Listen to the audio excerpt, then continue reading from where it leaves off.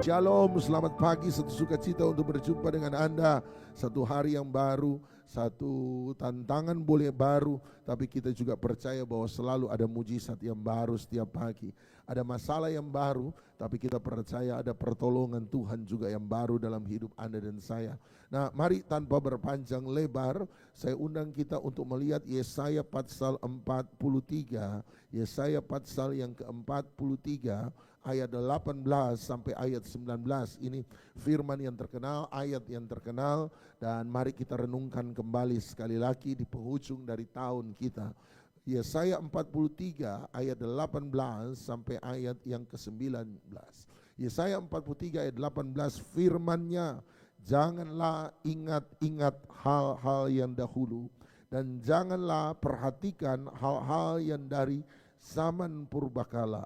Lihat, aku hendak membuat sesuatu yang baru, yang sekarang sudah tumbuh.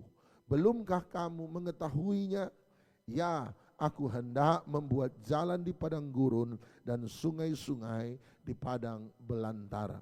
Nah, Yesaya sederhana berkata bahwa Tuhan berfirman, Tuhan berkata, hei, jangan ingat-ingat hal-hal yang dahulu. Jangan perhatikan hal-hal yang dari zaman purbakala. Ini yang saya mau Anda catat, Anda perhatikan baik-baik. Ada banyak hal terjadi di masa lalu dan masih terus menghantui kita sampai pada hari ini.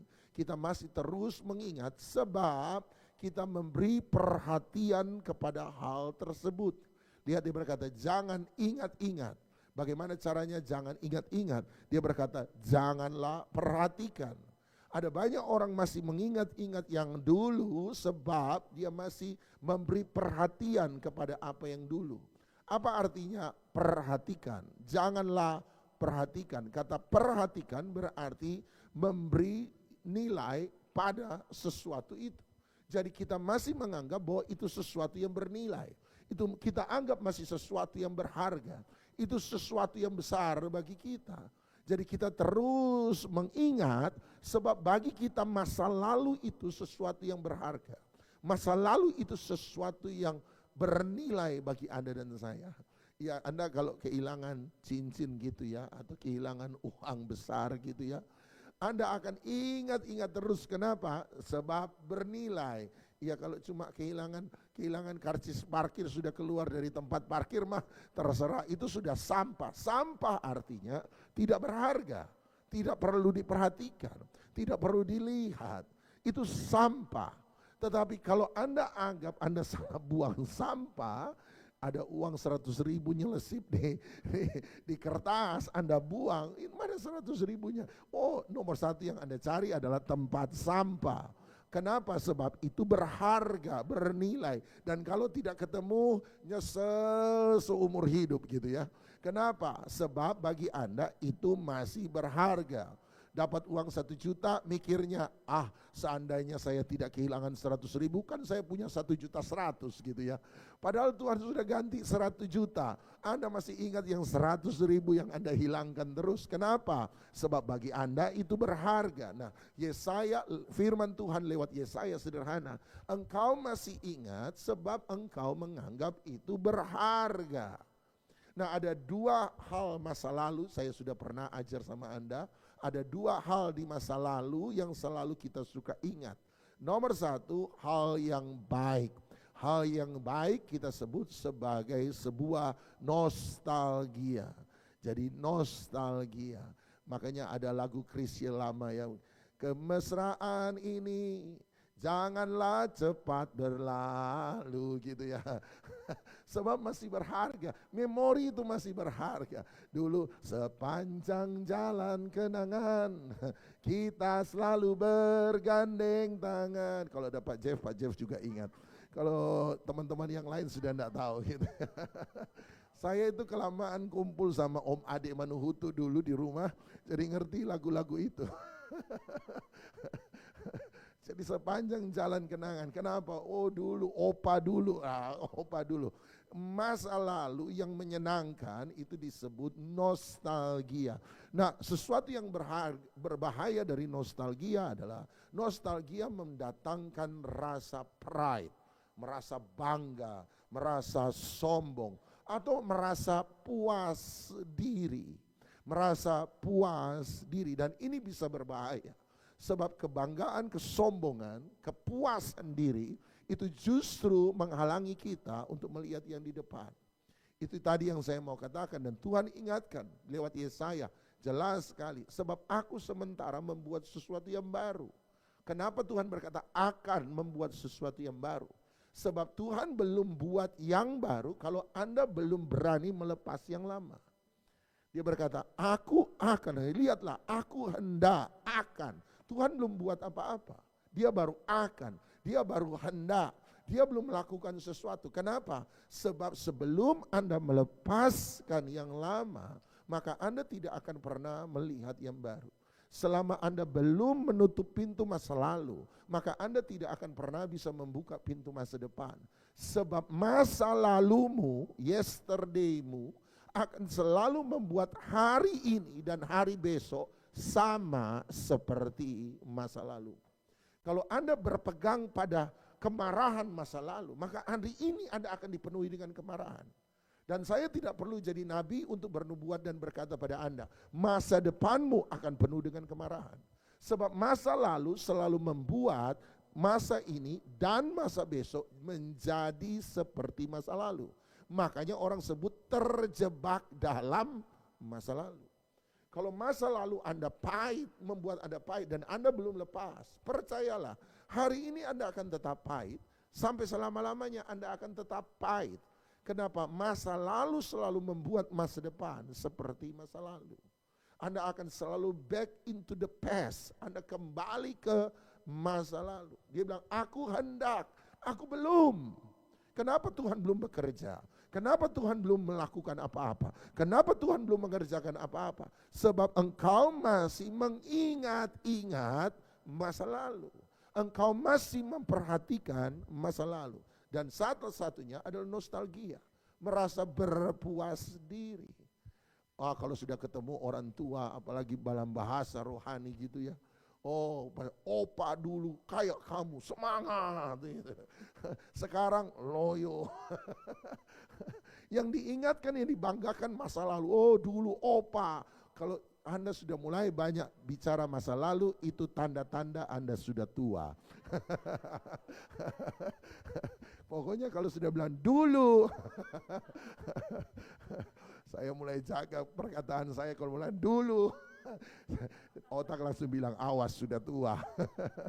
Dulu waktu kita buat ini, dulu waktu kita KKR. Sekarang enggak, yang muda-muda saja jalan. Oh berarti Anda sudah tua.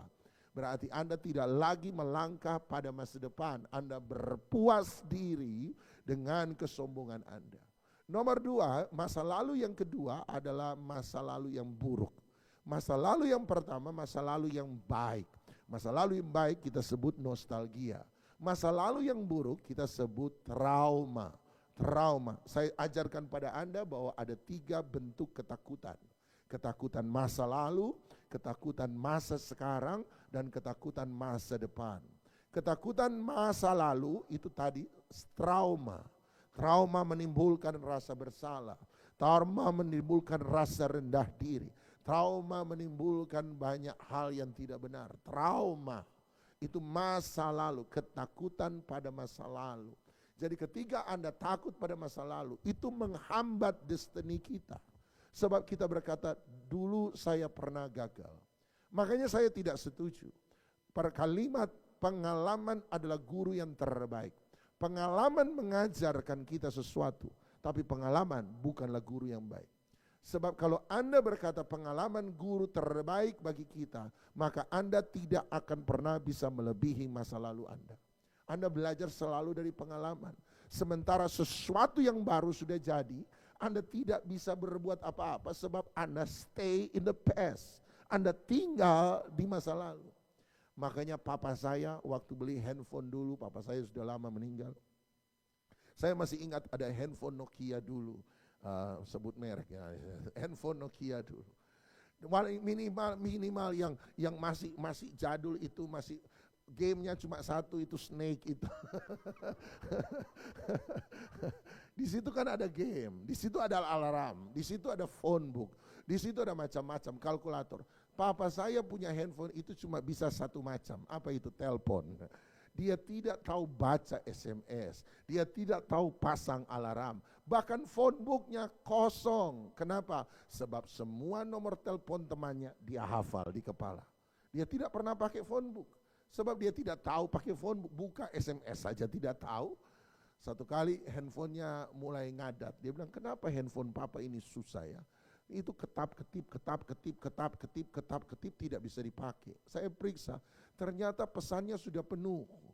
Saya bilang, papa ini pesan SMS sudah penuh, tidak pernah dihapus. Dia marah-marah, dia bilang begini, ini teman-teman goblok semua katanya. Sudah dibilang kalau hubungi jangan lewat SMS. Papa tidak bisa baca SMS. Kalau mau hubungi telepon, tapi ada teman lupa SMS. Jadi SMS-nya penuh. Dulu kan hanya 25 pesan kalau tidak. Setelah itu ketap-ketip.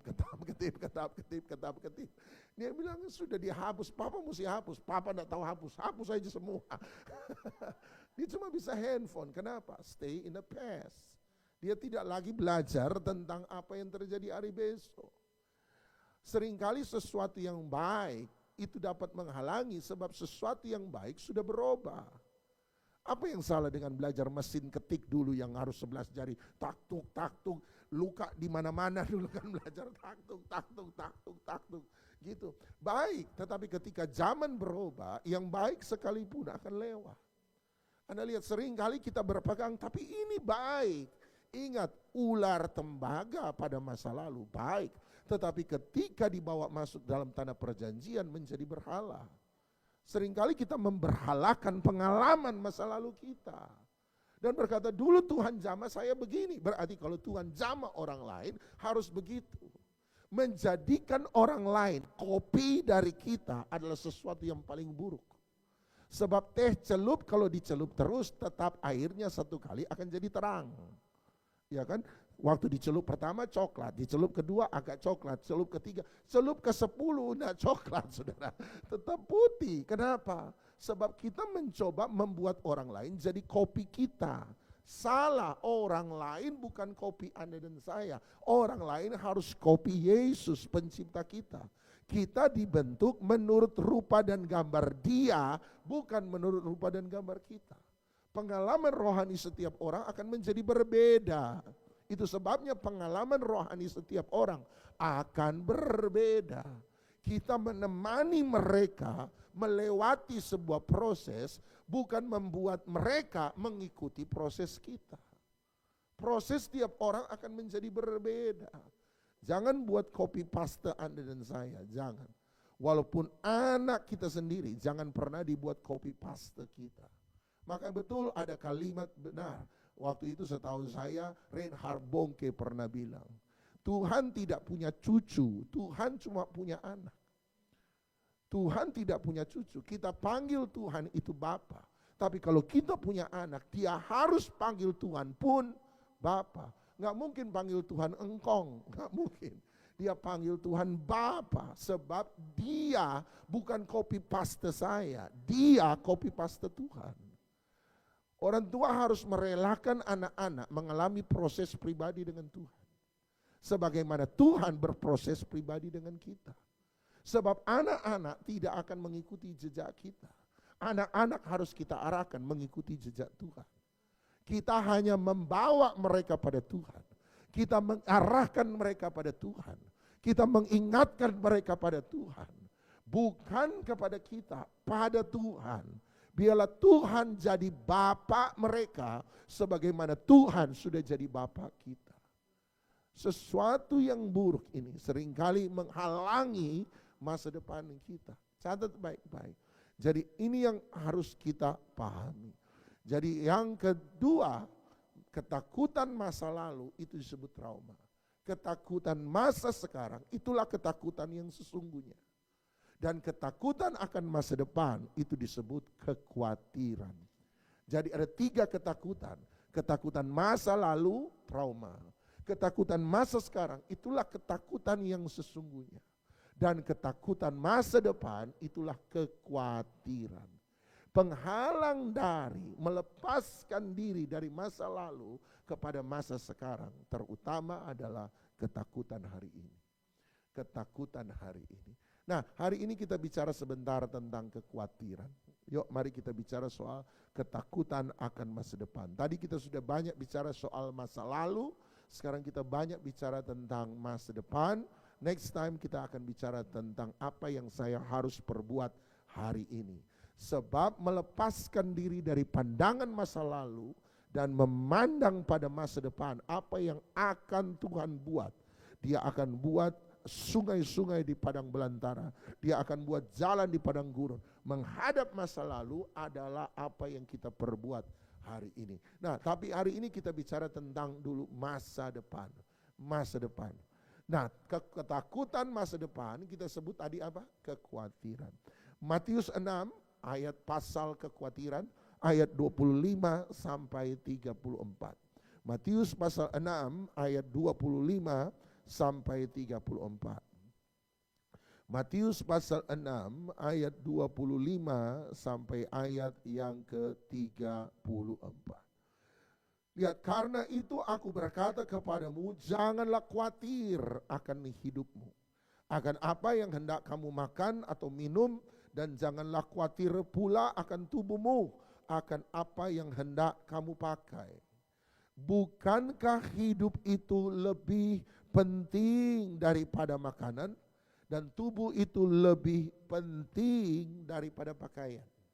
Alasan nomor satu kenapa orang khawatir akan masa depan, takut akan masa depan, perhatikan baik-baik ayat 25, dia berkata, bukankah hidupmu itu lebih penting? Seseorang menjadi khawatir sebab dia tidak mengerti pentingnya, makna, nilai dari kehidupannya sendiri. Seseorang khawatir sebab dirinya, pribadinya, keberadaannya, dia tidak tahu nilai sesungguhnya dari itu semua. Dia tidak tahu pentingnya dia tidak tahu berharganya dia. Lihat ayat 26 sekali lagi. Pandanglah burung-burung di langit, ayat 26, yang tidak menabur dan tidak menuai, dan tidak mengumpulkan bekal dalam lumbung, namun diberi makan oleh Bapamu yang di sorga. Bukankah kamu jauh melebihi burung-burung itu? Jadi Anda lihat berkali-kali Tuhan Yesus berkata, engkau khawatir sebab you don't know who you are. Kamu tidak tahu siapa kamu sesungguhnya. Kamu tidak tahu makna, arti hidupmu yang sesungguhnya. Siapa pribadimu yang sesungguhnya. Dan kalau kamu tahu siapa kamu, maka kamu tidak akan pernah khawatir. Kenapa? Sebab dia berkata, engkau punya Bapa. Kalau begitu siapa saya? Anak. Bapa, kamu punya Bapa yang menjadi sumber dari segala pemeliharaan dalam hidupmu. Bahkan kata Bapa, Aba, Ab berarti sumber. Itulah arti sesungguhnya dari Aba, sumber. Sumber dari sebuah identitas, itu Bapa. Makanya kita punya, seringkali bagi kami orang timur punya nama keluarga. Jadi ada nama keluarga. Nama keluarga adalah identitas yang diberi. Itu bagian dari identitas. Engkau adalah bagian dari sebuah keluarga. Makanya orang ketika mengerti arti family, dia tahu arti keluarga. Kalau dia lahir dari keluarga yang terpandang, dia akan bertindak tidak sembarang. Keluarga bangsawan tidak akan makan di pinggir jalan. Kenapa? Sebab kalau makan di pinggir jalan jadi viral di semua media. Makanya dulu Lady Diana itu saking marahnya pada orang yang namanya paparazzi. Mereka yang suka shoot foto-foto dan dia tidak mau. Tetapi itulah konsekuensi ketika Anda menjadi bangsawan. Semua mata akan memandang, semua mata akan melihat. Semua mata akan tertuju pada engkau. Kalau makan sembarang, makan sambil ngangkat kaki, Anda bisa. Kena foto bahaya. Kalau mau angkat kaki, makan di rumah, nggak ada yang lihat. Tapi kalau di restoran, nggak boleh angkat kaki. Makan harus teratur.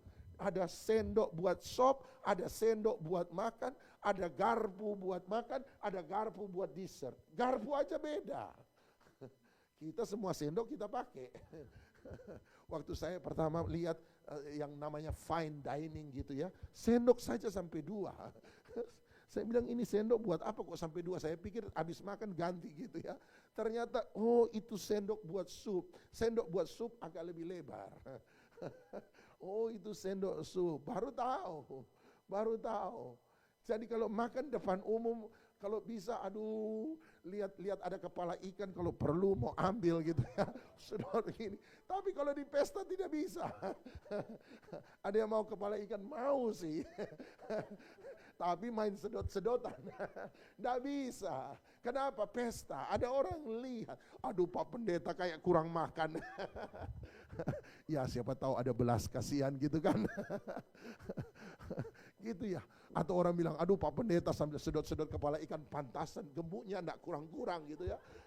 Kenapa? Sebab diperhatikan. You know who you are. Kalau kamu tahu siapa kamu, gaya hidupmu akan berbeda. Kalau engkau tahu siapa kamu, engkau anak Bapa, sumbermu Bapa, engkau tidak akan khawatir. Sebab Bapamu di surga kaya. Bapamu di surga luar biasa. Engkau tahu makna dari kehidupanmu yang sesungguhnya. Yang kedua, engkau jangan khawatir dengan cara apa? Lihat ayat 26. Pandanglah burung-burung di langit. Ini luar biasa Tuhan Yesus. Jurus jangan khawatir, lihat burung. Jadi istri saya ada burung, dia pasang di situ. Pagi-pagi dengar cut, ya lumayan lah. Senang-senang, lihat burung. Dan dari situ belajar, kalau burung saja yang tidak menabur dan tidak menuai, diberi makan oleh Tuhan, apalagi kita. Artinya Anda mau tidak khawatir, belajar pandang kebaikan-kebaikan Tuhan yang kecil seringkali. Kita minta kebaikan Tuhan besar, tapi kita lupa ada kebaikan Tuhan yang besar, tapi ada kebaikan Tuhan yang kecil-kecil. Ingat ketika Tuhan memberi makan 5.000 orang. Selesai dia memberi makan 5.000 orang. Dari mana dia memberi makan 5 orang? Dari sesuatu yang kecil. Yang bawa Andreas. Andreas itu guru sekolah minggu pertama di dunia. Sebab dia dapat di anak kecil. Yang lain cari di orang tua pelit-pelit. Anak-anak masih jujur. Dia temukan di anak kecil 5 ketur roti kecil, 2 ekor ikan kecil. Bukan 5 pabrik roti, 2 ikan paus, bukan. Dia kasih yang kecil. Dan Andreas melihat, oh ini ada anak rela. Makanya punyalah iman seorang anak kecil. Dia kasih. Dan Andreas berkata, guru ada anak kecil. Mau kasih persembahan bekalnya 5 ketur roti 2 ekor ikan. Yesus berkata cukup. Dia beri, dia berdoa, dia mengucap syukur. Dan dia memberkati 5.000 orang. Selesai mereka makan sampai kenyang, kata Alkitab. Mereka bilang selesaikan, pulang saja. Tuhan Yesus bilang tidak. Ambil bakul. Ada 12 murid, masing-masing 1 bakul. Dan dia berkata setiap orang ambil sisa-sisa roti. Anda lihat buat kita, yang penting kenyang, sisa buang. Tapi Yesus berkata, ambil yang sisa, kumpul yang sisa. Dan hari itu waktu mereka kumpul yang sisa, sisanya 12 bakul yang besar. Seringkali kalau kita ambil kebaikan Tuhan yang kecil, dan kalau Anda kumpul, Anda akan temukan, sungguh Tuhan itu sangat baik. Makanya ada lagu lama, hitung berkat-Mu satu-satu, ingat semua janganlah lupa, berkat Tuhan mari hitunglah, kau niscaya kagum akan kasih-Nya. Yang kecil Anda hitung, berapa banyak nafas yang Anda terima. Anda masih bisa makan sampai hari ini walaupun sederhana. Anda masih bisa punya kesehatan untuk berusaha. Anda masih punya otak yang sadar dan waras. Ingat semua kebaikan, pandang, belajar untuk mengelilingi hidupmu dan lihat semua kebaikan Tuhan yang kecil-kecil. Teman saya pernah bilang begini, kalau Tuhan tambah 1 saja mata di belakang batok kepala kita, kemungkinan besar kita akan lebih bersyukur daripada hari ini. Kenapa? Sebab ada banyak hal yang seharusnya menimpa kita dengan kecelakaan, tapi Tuhan meluputkan kita dari semua kecelakaan. Hanya kita tidak lihat. Dia lakukan itu di belakang kita. Oleh sebab itu kalau Tuhan taruh tambah satu mata di belakang saja, kemungkinan besar kita akan lebih mengucap syukur. Sebab ada hal-hal yang kita tidak tahu. Tuhan yang meluputkan, Tuhan yang menjaga, Tuhan yang menolong, Tuhan yang memberkati, Tuhan yang melindungi kita. Nomor tiga, kenapa seseorang itu seringkali khawatir? Lihat ayat 27, siapakah di antara kamu yang karena kekhawatirannya dapat menambah sehasta saja pada jalan hidupnya? Dan mengapa kamu khawatir akan pakaian? Sekali lagi, perhatikanlah bunga bakung di ladang yang tumbuh tanpa bekerja dan tanpa memintal. Namun aku berkata kepadamu, Salomo dalam segala kemegahanmu pun tidak berpakaian seindah salah satu dari bunga itu. Jadi jika demikian Allah mendadani rumput di ladang yang hari ini ada dan besok dibuang ke dalam api, tidakkah Dia akan terlebih lagi mendandani kamu, hai orang yang kurang percaya? Orang khawatir bukan orang yang tidak percaya. Orang yang khawatir hanyalah kurang percaya. Orang yang khawatir bukan dia tidak percaya. Percaya. Orang yang khawatir bukan tidak percaya. Tetapi orang yang khawatir adalah orang yang kurang percaya. Orang khawatir bukan orang tidak pernah ditolong oleh Tuhan.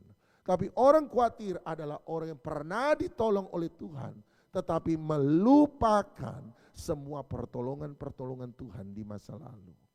Lupa itu tidak banyak berhubungan dengan kemampuan otak untuk mengingat.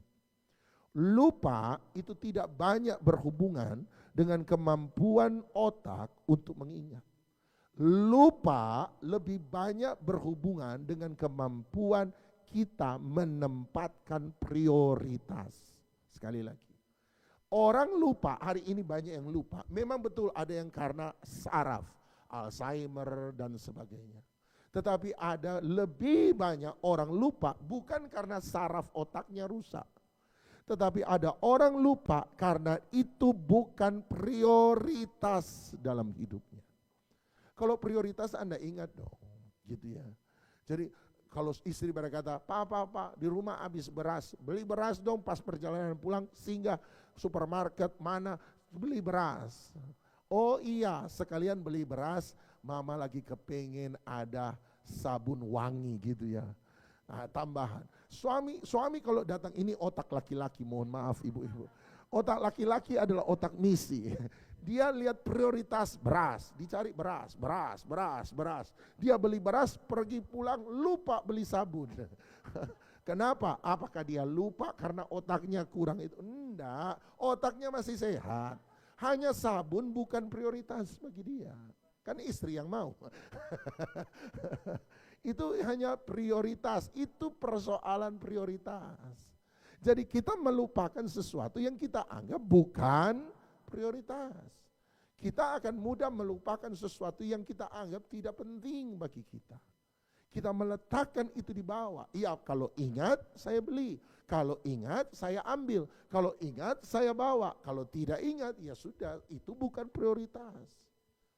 Anda lihat, makanya orang terburu-buru suka lupa. Sebab prioritasnya seringkali sudah tidak ke lain-lain, hanya pada satu hal.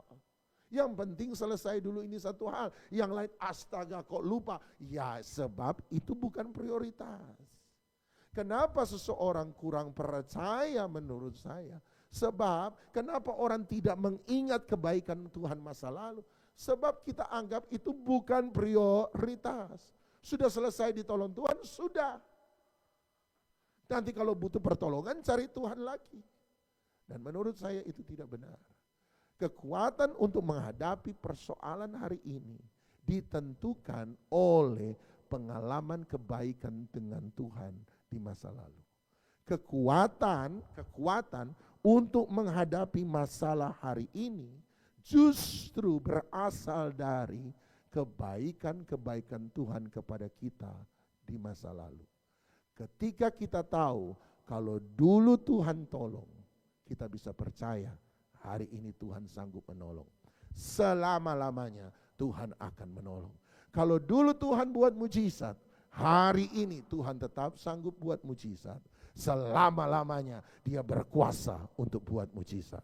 Kalau dulu Tuhan pernah lepaskan saya dari bencana, hari ini Tuhan tetap sanggup untuk melepaskan saya dari bencana. Sampai selama-lamanya Dia juru selamat yang sanggup melepaskan saya. Ingat pengalaman masa lalu dengan Tuhan. Kalau dulu Tuhan pernah berkati, kalau dulu Tuhan pernah lepaskan kita dari kesesakan, kalau dulu Tuhan pernah angkat, kalau dulu Tuhan pernah buat mujizat, hari ini Dia tidak pernah berubah, dulu, sekarang, dan sampai selama-lamanya.